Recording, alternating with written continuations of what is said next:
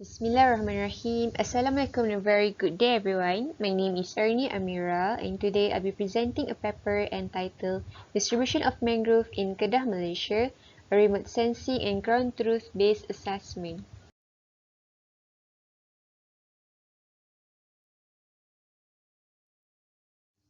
Shown is the outline of my presentation today. I'll be starting by briefly explain the background of this study, followed by the problem statement, objective, methodology being adopted, results and discussion obtained, and finally the conclusion. Background of study. Mangrove is a unique ecosystem that is usually found fringing the estuaries and coastlines. Mangrove offer countless important ecosystem services and functions that benefited the surrounding communities. They serve as a natural protection barrier against the erosive wave, strong coastal wind, tsunamis, torrential storms, and other natural disasters.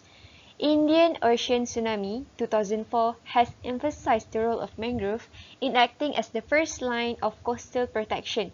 The damage was minimized by the natural protection from the dense and healthy mangrove along the coastline, which has slowed down the tsunami strikes, and they safeguard the coastline. The protection function it provides not only relevant for tsunami, but including other natural calamities too, such as storm surges and cyclones. Moving on to problem statement.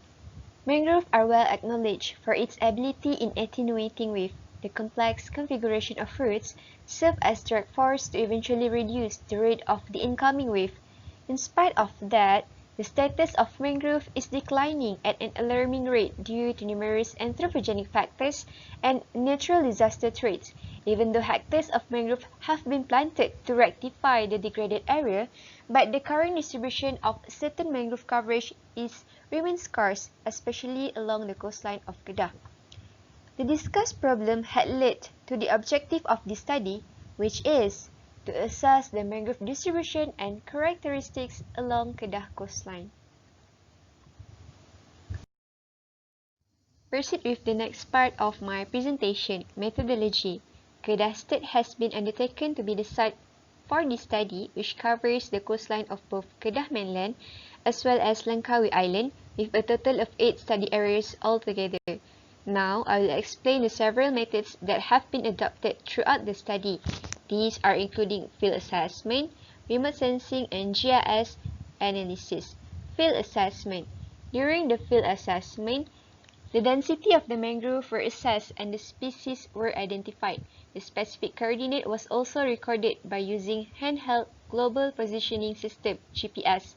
The locations were taken as the reference points to validate the real ground and remote sensing data.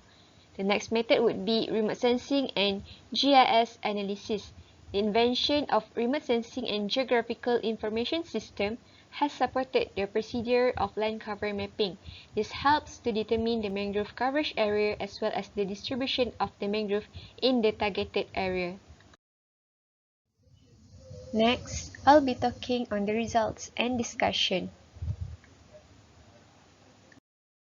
The advanced technology of remote sensing and GIS has enabled the production of land cover mapping. The land cover were classified into 5 different classes, including water, urban, mangrove, forest, and agriculture. Supervised classification through maximum likelihood classification was adopted to produce this map. Mangrove, which marked as red color in the map, are indicated dense at Kilim Langkawi, as well as along the river of Sungai Merbuk in Kuala Muda. Agriculture field appears to be the largest land cover among other classes, with the percentage of 49.07%. Only 0.58% of mangrove found, which correspond to an area of 5,568.12 hectares. A confusion matrix was developed to evaluate the accuracy of the classification and to validate the map. The classified data was compared with 43 points as observed from the ground truth data, which gave the overall accuracy of 93.02%. This complies with the minimum accuracy required, which should be above 85%. Apart from that, the land cover mapping also revealed the changes of mangrove coverage in Kedah that has undergone a significant loss of about 33.1% over the 2 decades of time from 2000 up to 2020.